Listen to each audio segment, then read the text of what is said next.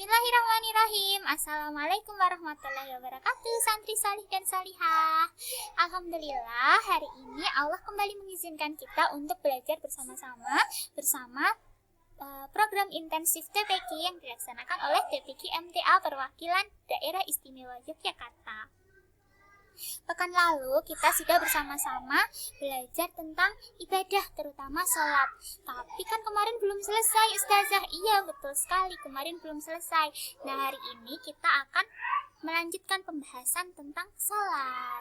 Nah, untuk menambah keberkahan ilmu yang akan kita pelajari hari ini, kita akan terlebih dahulu membaca basmalah dan doa sebelum belajar.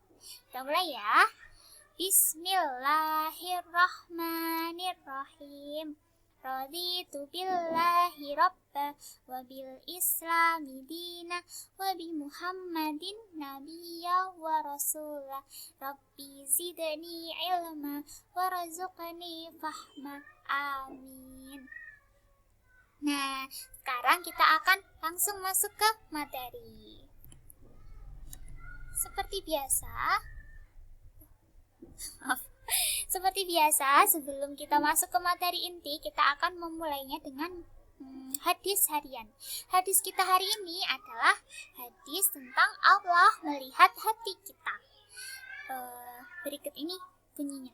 Innallaha la yanzuru ila suwarikum wa amwalikum walakin yanzuru ila qulubikum wa a'malikum.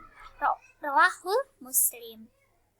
Sesungguhnya Allah tidak melihat atau menilai bentuk tubuhmu dan harta bendamu, tetapi Allah melihat atau menilai pada hati dan amalmu. Hadis riwayat Muslim. Jadi teman-teman semua, hikmah yang bisa diambil dari hadis ini adalah bahwa untuk Allah itu manusia yang paling baik, itu yang paling banyak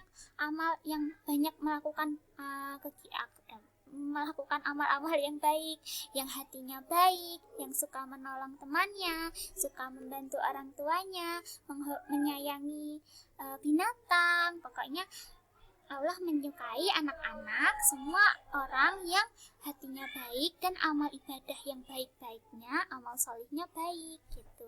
Jadi Allah nggak peduli apakah kita itu mukanya jelek atau cantik, apakah kita kaya atau miskin, hartanya banyak atau hartanya dikit, itu nggak dinilai sama Allah. Yang dinilai adalah hati kita, hatinya baik apa enggak, dan amal solih kita gitu.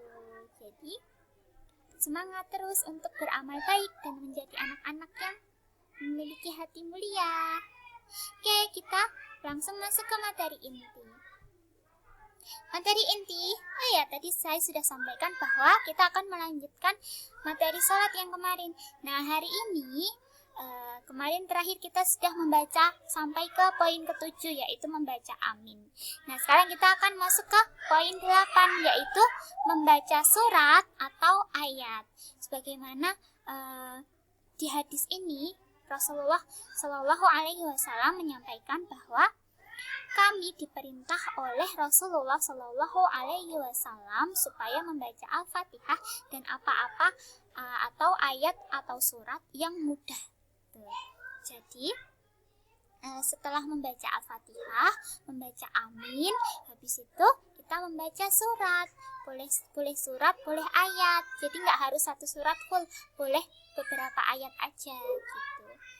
Bisa surat atau ayat tuh bisa, kalau teman-teman mungkin udah hafal juz 30 ya, kayak An-Nas, Al-Ikhlas, Al-Falaq, kayak gitu. An-Naba juga boleh gitu. Jadi pokoknya nanti setelah membaca amin, terus nanti kita harus membaca ayat atau surat dalam Al-Quran.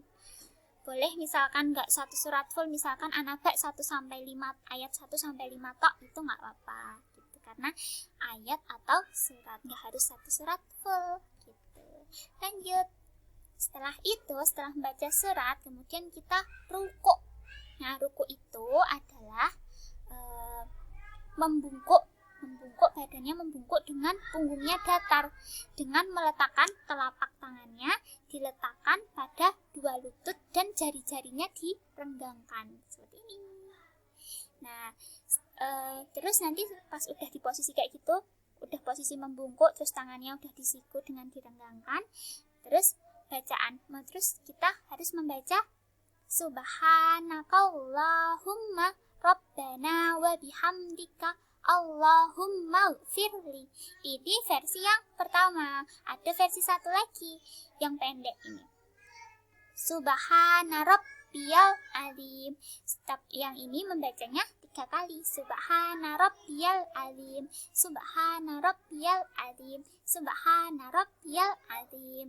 Santri-santri boleh memilih, boleh pakai yang panjang ini, yang pakai Subhanakallahumma Rabbana wa bihamdika Allahumma gfirli. Boleh juga pakai yang ini, Subhana Rabbiyal Azim. Subhana Rabbiyal Azim. Subhana Rabbiyal Azim 3 kali. Oke, setelah membaca setelah ruku dan membaca doa ruku, selanjutnya adalah bangkit dari ruku. Itu namanya bangkit dari ruku dan i'tidal. Nah, diperhatikan ini, apabila telah selesai ruku, maka hendaklah kita bangkit dari ruku dengan mengangkat 2 tangan hingga sejajar dengan 2 bahu atau telinga sambil mengucapkan Sami Allahu liman hamidah gitu. Jadi pas bangun habis membungkuk tadi kan, bangun kan gini, Sami Allahu liman hamidah, bilang kayak gitu. Terus kemudian disusul dengan membaca habis Sami Allahu liman hamidah, terus membaca Rabbana walakal hamdu gitu. Nah, jika sholat berjamaah, bila imam mengucapkan Sami Allahu liman hamidah, maka ucapkanlah Allahumma Rabbana lakal hamdu gitu. Nah, ini bacaan i'tidalnya seperti yang ditulisan ini, Sami Allahu liman hamidah. Artinya semoga Allah mendengar bagi orang yang memujinya. Lalu dilanjutkan dengan membaca Rabbana walakal hamdu gitu. Jelas ya teman-teman?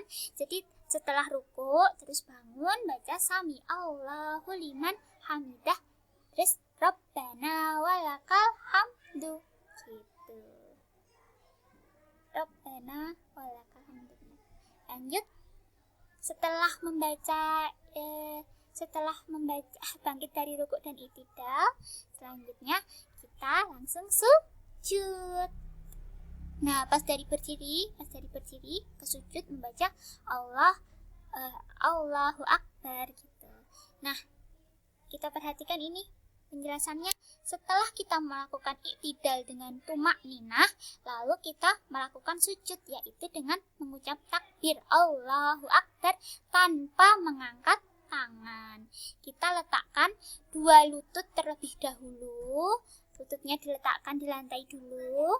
Terus lantas disusul dengan meletakkan 2 telapak tangan. Jadi lutut dulu ditaruh di lantai, terus ditaruh terus tangan baru disusul sama tangannya. Kemudian baru dahi dan hidung. Jari-jari tangan dirapatkan dan siku direnggangkan dari rusuk serta jari-jari kaki dipancatkan ke bumi. Jadi sujud ini dilakukan oleh dahi dan hidung.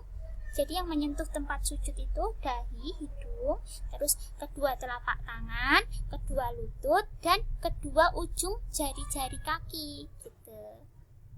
Nah, bacaan sujudnya adalah sama kayak yang versi panjang, sama kayak yang untuk ruku, yaitu Subhanakallahumma Rabbana wa bihamdika Allahumma gfirli.